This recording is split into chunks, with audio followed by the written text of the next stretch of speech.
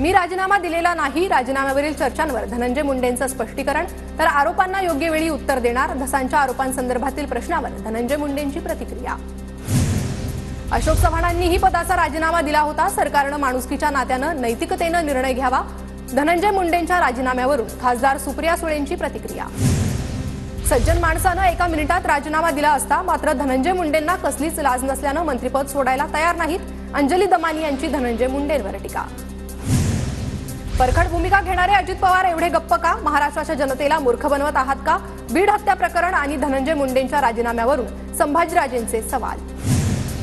अजित पवार हतबल, अजित पवारांना अजून कोणते पुरावे हवेत? अजित पवार महाराष्ट्राचे नेते असते तर मंत्र्याला मंत्रिमंडळातून वगळलं असतं, धनंजय मुंडेंच्या राजीनाम्यावर संजय राऊतांची प्रतिक्रिया। संतोष देशमुख हत्येप्रकरणी धनंजय देशमुखांची औरंगाबाद खंडपीठातील याचिका मागे, सध्या सुरू असलेल्या तपासावर समाधानी असल्याचं मत व्यक्त करत याचिका मागे। संतोष देशमुखांचे कुटुंबीय मुख्यमंत्री फडणवीसांची आज भेट घेणार, आज सायंकाळी देशमुख कुटुंब आणि मुख्यमंत्र्यांमध्ये चर्चा होणार।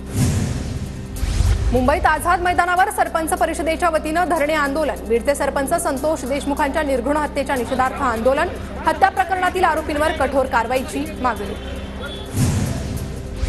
लातूर ते अंबाजोगाई रस्त्यावर महापूरजवळ रास्ता रोको आंदोलन, सोमनाथ सूर्यवंशी आणि सरपंच संतोष देशमुख हत्या प्रकरणी चक्काजाम। बारामतीत कांदा आणि दूध दरवाढीसाठी शेतकऱ्यांचं जनआक्रोश आंदोलन, खासदार सुप्रिया सुळेंसह युगेंद्र पवार आंदोलनात सहभागी। दुधाला प्रति लिटर मागे 40 रुपयांचा भाव मिळावा, शेतकऱ्यांची सरसकट कर्जमाफी झाली पाहिजे, सरकारने दिलेला शब्द पाळावा, सुप्रिया सुळेंची प्रतिक्रिया। विधानसभेत झालं ते विसरा, महापालिका निवडणुकीच्या तयारीला लागा, बैठकीत राज ठाकरेंचे आदेश, पालिका निवडणुकीपूर्वी मनसे नेत्यांची एक टीम आढावा घेणार। राज्यात 1 एप्रिलपासून सर्व वाहनांसाठी फास्टॅग अनिवार्य, राज्य मंत्रिमंडळाच्या बैठकीत महत्त्वाचा निर्णय। खासदार शाहू छत्रपतींच्या वाढदिवसाच्या निमित्तानं राजवाडा परिसरात अभिष्टचिंतन सोहळा, शाहू महाराजांना शुभेच्छा देण्यासाठी कार्यकर्त्यांची गर्दी, शाहू महाराजांचं कुटुंबही अभिष्टचिंतन सोहळ्यात सहभागी। भंडारा जिल्ह्यात पुन्हा आढळला वाघिणीचा मृतदेह, वाघिणीची शिकार झाल्याची माहिती, वाघिणीची शिकार केल्याप्रकरणी तिघांना अटक, तिघांनी करंट लावून वाघिणीची शिकार केल्याची माहिती।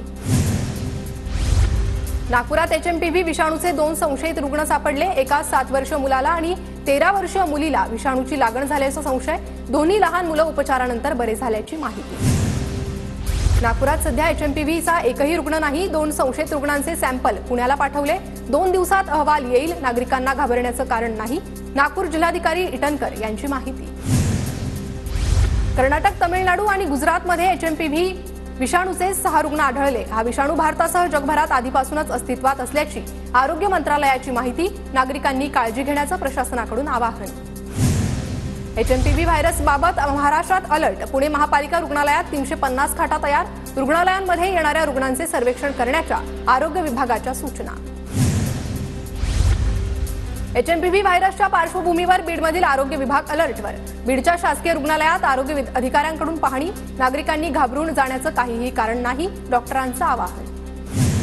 साताऱ्याच्या जावलीतील कसबे बामणोलमधील संबंधित खातेदारांना गावठाण विस्तारातील भूखंडाचं वाटप, ग्रामस्थांनी मंत्री शिवेंद्रराजे भोसलेंचे मानले आभार।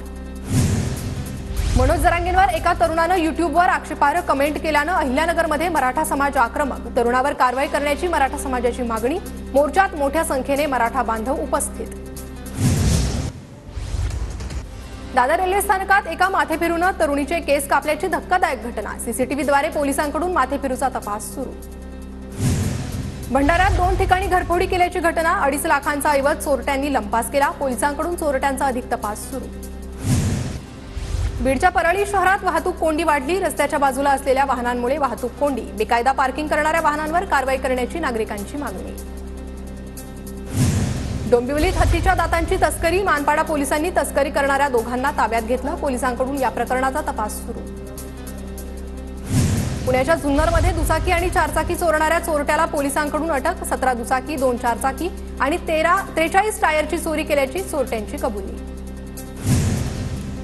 नाशिकच्या येवल्यातील चौफुली सिग्नल यंत्रणे कार्यान्वित असताना वाहनधारकांकडून वाहतूक नियमांना तिलांजली, वाहनधारकांकडून वाहतूक नियम पायदळी तुडवण्याचे काम सुरू।